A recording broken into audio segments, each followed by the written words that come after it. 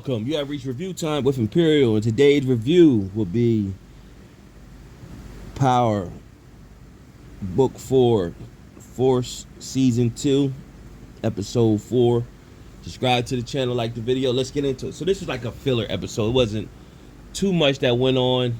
You had, aftermath of Jenard killing little K, strangling him, and he ended up back at his house. He was seeing a dead version of little K images, and when he came to, pretty much he was just hallucinating.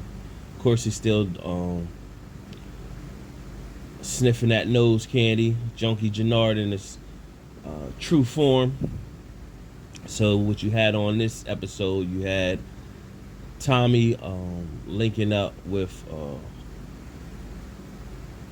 Maria, and which is Miguel's sister, to teach her driving, and he's in a truck now. So the task force, what's the detective, they going in full pledge. Basically, they want the mid-level drug dealers to the higher ups. The pups, they not really worried about them. So they just basically making running down on shaking everybody down and seeing who got what, and see who going basically sing like a canary. And so Tommy sees this, and he pretty much wants to bring it up to Diamond.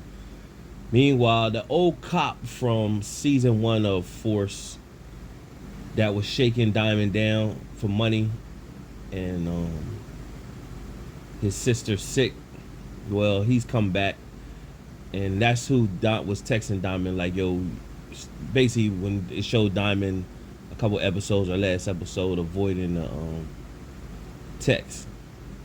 So we find out it's him. He pretty much shaking Diamond down, and Diamond pretty much like, yo, we done. He was like, no, we not. I need another, I think he said 50,000. I needed the night.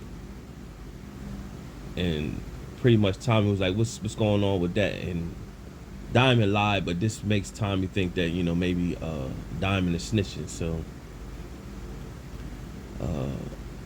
Diamond didn't tell Tommy right away. So when Diamond met up with him later on in the day, he pretty much gave him the 50,000, and he pretty much said, I need 25 more by the end of the night. Now, this was going left. This is too much going on. So after that, Tommy seen him again. That's when he approached him, pretty much said, yo, I don't know how y'all do snitches down here in Chicago, but in New York, that's how we handle them. So Diamond came clean, told Tommy what it was, and Tommy was like, well, listen, we need to set up a meet, and pretty much he gonna talk to him. So in the course of that, Diamond talked to his lawyer that is connected. She pretty much told him that CBI is on the radar, and he need to get somebody that works with the Chicago PD, and so he can know what's going on with everything.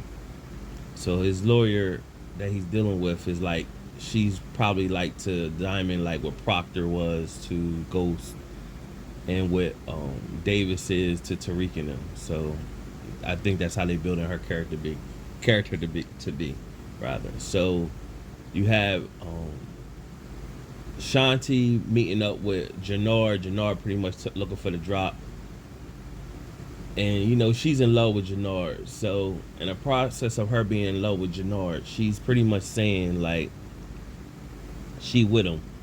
He pretty much told her like he killed little K. She pretty much told him he was stupid for doing that because, like she said last episode, it's gonna be mutiny on his hand. So he pretty much told her like, listen, either you gonna be with me or against me, and the time is now to let me know what's up. So she pretty much said, I'm with you. She gonna be a rider, and it's gonna be interesting seeing how her character plays out. I can see him on some stupid shit, killing her or whatever. He's unhinged. Nevertheless, it shows him with his one of his main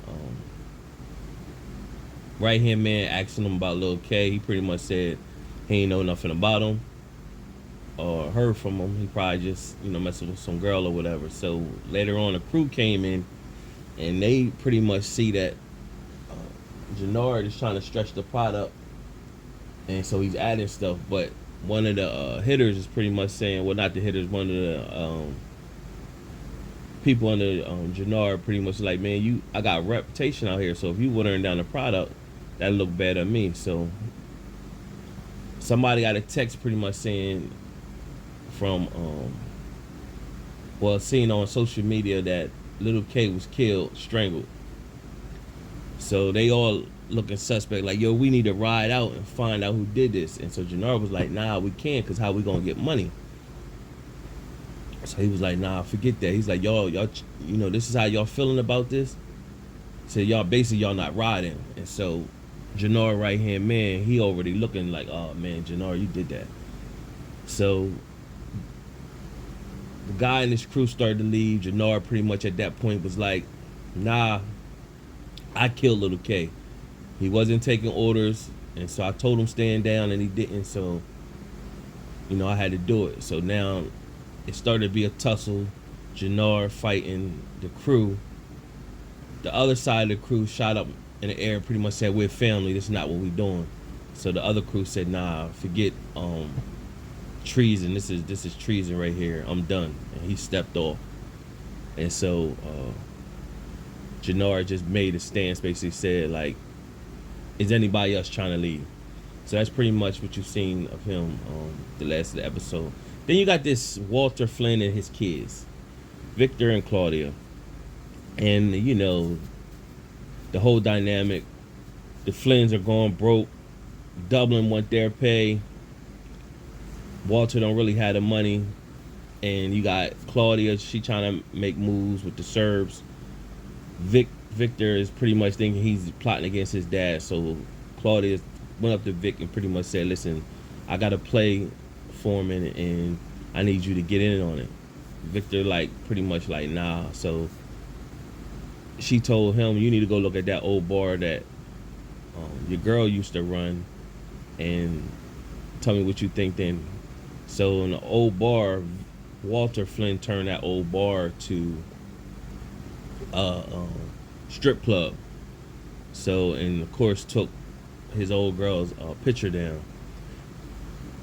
Of course Vic didn't like that, came back pissed, telling Claudia, basically Walter's never going to change. So she pretty much telling him, like, we got to kill him and we need to do business with the Serbs so we get our money and we become independent. So that's pretty much their dynamic so far. They don't really have a true storyline. That's as much as happened with them. Then we get to Tommy teaching Miria how to drive a stick. They do that, and then Tommy's being told, they know he in another car, and they taking pictures of Tommy and find out who he's with. So what happens from there?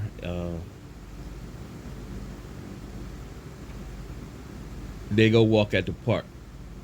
In the process of walking at the park, Tommy instantly notices Rojas, one of Rojas' henchmen with the tattoo. So he walked off in the bathroom. And then the ghetto superhero in full effect. So he fought the guy with a knife, ended up stabbing the guy in his back twice, stabbed him in the stomach a couple times, then raked the knife upward, killed him in the bathroom, pulled him in a stall, and left, told Maria that, they gotta leave. He gotta reach out to his nephew or whatever. And he was like, can we pick up on this later? So she was like, cool. So she knows the life that he lived. Meanwhile, you had D-Mac trying, he got this little honey dip. He's trying to impress. He ain't got no bread though, so he want to get back in the game. He need money. And Uncle Tommy, of course, doesn't want him to get involved in that type of stuff. He's too smart. But he pretty much like, nah, I gotta get down. This is, I need my own type money. Tommy not giving them he just telling them, use your brain, but he ain't giving them no way to make money. So D-Mac, of course, he took that gun. So that plays out at the end of the episode. So it shows D-Mac just trying to get the honey dip. or whatever. So we're gonna see how that play out. So there was, that was pretty much the episode. The only last thing that happened in the episodes at the end, Tommy met up with, well, he did meet up with Miria. She came back to his place. They was Gary get busy. She was with it. She was all in the mood. And then he got a text from Diamond like, yo, the meet coming up in 20 minutes. Pretty much, he told Miria, yo, I gotta leave. And she know what he's involved in. And he was kind of truthful with her because she asked him, like, is he going to see his nephew with her? And he was just like, no. So she know what he involved in. She was like, go ahead and go. And he was like, you can stay as long as you want. And you can tell she really dig him. So he left, showed up to the meet. They're in the basement of the barbershop. The cop shows up. He wants his money, but Tommy comes in and say, hey man, this is gonna be the last time, or we could be partners. We could do business. And the guy's pretty much like, man, I can kill y'all both right now. I'm not doing no business with you drug dealers. And so he had the gun pointed at Tommy and Diamond now. He wasn't going to shoot him. He just letting them know what it is. All of a sudden, you see, pat! The blood spread out all over Diamond. The cop dropped to the ground. It's D-Mac. Shoot him. Now, he panicking. Tommy told him, calm down. And he got the gun from him. And D-Mac pretty much was like, I was coming to talk to you, but I had your back. All I did was see somebody with a gun pointed at y'all. He didn't know it was a cop or nothing. So it just had Tommy and them looking like what the F we gonna do? So that's how the episode ended. Overall, it was just a filler episode, nothing too much happened. Now, what's supposed to take place next week episode? And episode 5 is supposed to be, it's just been rumors that episode 5 is supposed to reveal if Ghost is really dead or not. So we're gonna wait to see if that was just rumors, somebody just putting that out there. But I've been saying it since I've been recapping all these episodes. So we'll see what episode 5, see what happens. Subscribe to the channel, like the video. Till next time.